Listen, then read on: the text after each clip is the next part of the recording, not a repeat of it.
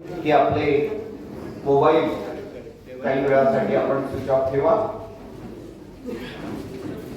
Doctor Vinita Kulkarni. नमस्कार नमस्कार मंडळी, नमस्कार नमस्कार. ओळखलं का मला मंडळी? हो मंडळी, इकडे इकडे. ओळखलं का मला? मी मांडव्य. नमस्कार मंडळी, नमस्कार नमस्कार मंडळी. मी मांडव्य. ओळखलं का मला? नमस्कार मंडळी, नमस्कार नमस्कार नमस्कार. हो, कालिदास तातांच्या शाकुंतलातील एक विदूषक मित्र कोण तुम्हाला कळला असेलच, राजा दुष्यंत महाराज. चला, आज तुम्हाला मी एक गंमत सांगतो. त्याचं असं झालं, एक दिवस इंद्रसारथी मातेला राजवाड्यामध्ये आला आणि राजाला म्हणाला, राजन प्लीज आमच्या बरोबर स्वर्गात चला, राक्षसांचा नायनाट करायला आम्हाला मदत करा. ताबडतोब माझा मित्र आणि मातली स्वर्गात गेले आणि तिकडनं माझा मित्र परतला. तो तिहेरी यश संपादूनच. आता तिहेरी यश कसलं म्हणतात? अहो, पहिलं म्हणजे दुर्जय राक्षसाचा नाश, हे पहिलं यश झालं. दुसरं शकुंतला वहिनींची मिलन, हे दुसरं यश झालं. आणि तिसरं महत्वाचं भरतासारख्या अपत्याची प्राप्ती, हे तिसरं यश झालं. आहे की नाही तिहेरी यश? हे कसं झालं म्हणता? सांगू? त्याचं असं झालं, माझा मित्र स्वर्गातून राक्षसांचा नायनाट करून पृथ्वीकडे परत येत होता. वाटेत मारीच आश्रम लागला. तेव्हा मारीच्या अतिथी मातेला वंदन करण्याची इच्छा त्याने प्रकट केली आणि मग मातली आणि राजा दोघेही मारीच्या आश्रममध्ये आले. तिथे मारीच ऋषी दाक्षायणी मातोश्री आणि अन्य ऋषी पत्नींना आपल्या पतिव्रतेबद्दलचं प्रवचन सांगत होते.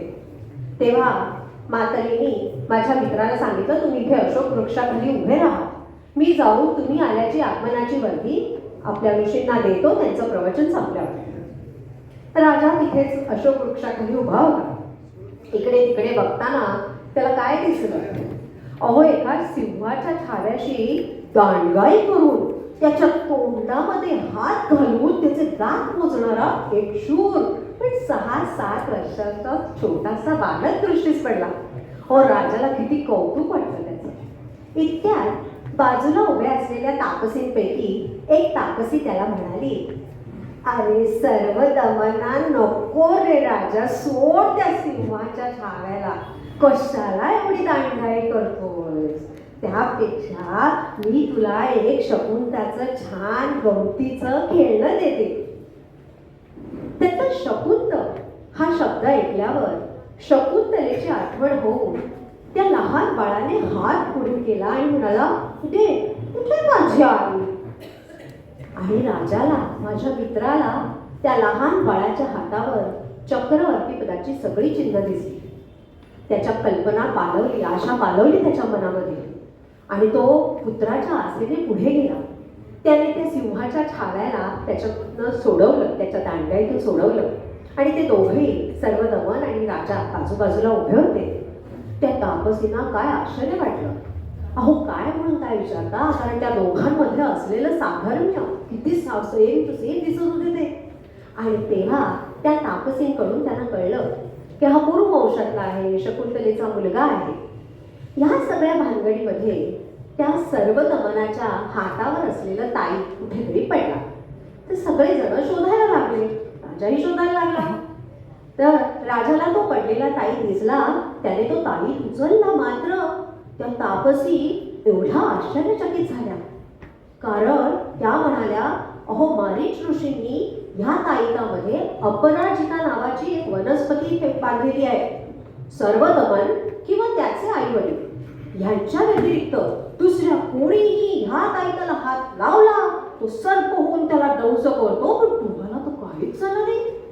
आता मात्र माझ्या मित्राची अगदी खात्री पडली आणि तो पुढे झाला आणि त्याने त्या लहान बाळाला उचलून छातीशी कवटाळले. पुत्राच्या स्पर्शाने तो अगदी मोहरून गेला. इतक्यात शकुंतला वहिनी तिथे आल्या आणि त्यांना बघून ते छान सर्व दमन म्हणाला, आई, हा बघ कोण माणूस म्हणतो मी त्याचा मुलगा आहे, पण माझे वडील तर राजा दुष्यंत आहेत ना. मंडळी, इथे शकुंतला जशास तसे असे वागू शकत नाही. पण आदर्श स्त्रीप्रमाणे तिने माझ्या मित्राला काहीही दोष दिला नाही. उलट तिने आपल्या पूर्वकर्माला दोष दिला. हा कदाचित त्याच्या पाठी एक कारणही असू शकेल. भानुमती नावाची अप्सरा अदृश्य स्वरूपामध्ये राजाच्या राजवाड्यामध्ये गेली होती जेव्हा राजाला अंगठी मिळाली होती आणि त्याने शोक केला. आणि त्याने केलेला शोक तिने येऊन जसाच्या तसा शकुंतलेला सांगितलेला होता.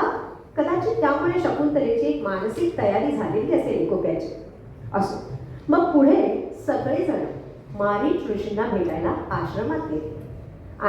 त्यांच्यासमोर बसले.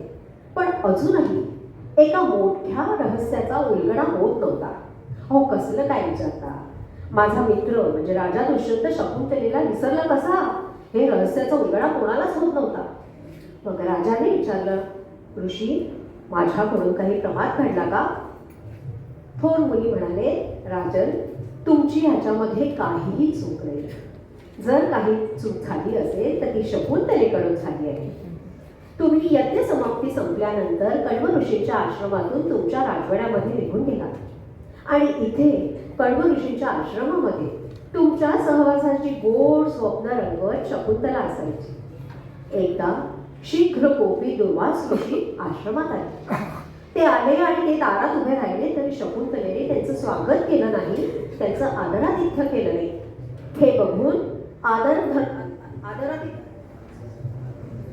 हे बघून त्या अतिथी धर्माला ती प्रेमाच्या कैफात विसरली असं बघून दुर्वास ऋषींनी तिला शाप दिला. तू ज्याच्या चिंतनामध्ये एवढी मग्न आहेस आणि माझा सत्कार केला नाहीस, माझं स्वागत केलं नाहीस, तो तुला एखाद्या मध्यमी माणसाप्रमाणे विसरून जाईल. तो तुला ओळखणारही नाही आणि तुझा स्वीकारही करणार नाही.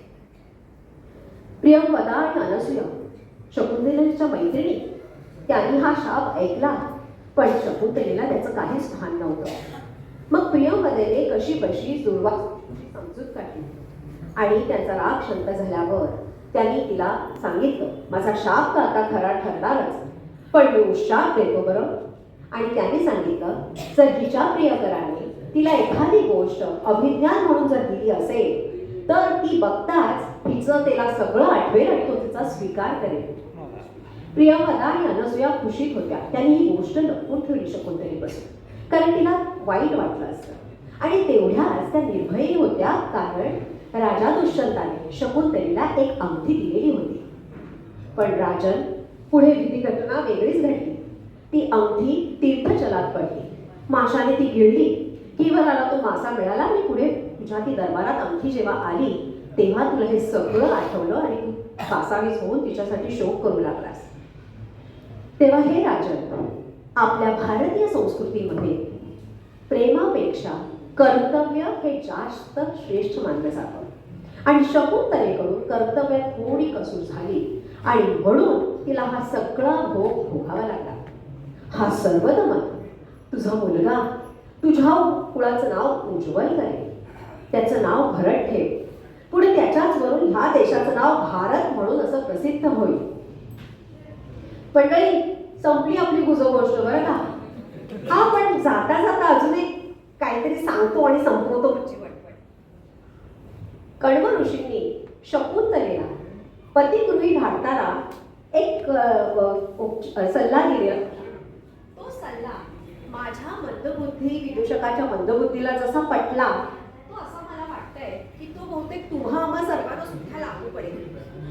तर तो असा आहे. कण्व ऋषींनी सांगितलं, आजकाल आपल्या वडीलधाऱ्यांची आज्ञा ऐकणं तर सोडाच, पण त्याची सेवा पण कोणी करत नाही. तेव्हा वडील किंवा वडीलधारी माणसं यांचा मान सवत सोडून दुसऱ्या कुठच्याही याच्यामधला तुमचा प्रतिस्पर्धी असेल तर त्याला विश्वासवाने वागा. तुमचा बॉस, तुमचा मालिक तुमच्यावर पटकन चिडला, रागावला तर त्याला लगेच उलट उत्तर देऊ नका. त्याचप्रमाणे आपल्या बॉसला सगळेजण हांजी करत असतात, पण आपल्या हाताखालच्या लोकांची काळजी घेणारा, त्यांना मदत करणारा जो असतो त्याचंच उदार व्यक्तिमत्व लोकांच्या समोर प्रकट होतं. श्रीकृष्णाने नाही का अर्जुनाला पुढे भगवद्गीता सांगितली. तसंच काहीसं कळवं बाबा शकुंतलेच्या विषाने तुम्हा आम्हाला केलेला हा सल्ला असेल, उपदेश असेल असं मला वाटतंय. असो, मालविका, उर्वशी आणि शकुंतला आता कालबाह्य झाल्या. एकपत्नी व्रताचा कायदा सुद्धा आलेला आहे. हा, पण तरी सुद्धा आपल्या आसपास कुठेतरी वेगळ्या भाषेत असेल, वेगळ्या पोशाखात असतील, वेगळ्या जागेत असतील, स्थानांवर असतील, ते आपल्याला भेटत असतात.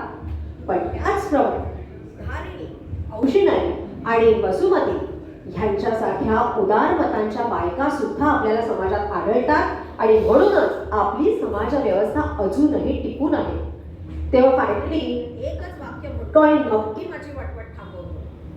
कालिदासाप्रमाणे तुम्हा आम्हा सर्वांना या जन्म मरणाच्या फेऱ्यातून तो नीळकंठ शंकर सोडवो असं भरत वाक्य म्हणून घेतो मी आपली रजा.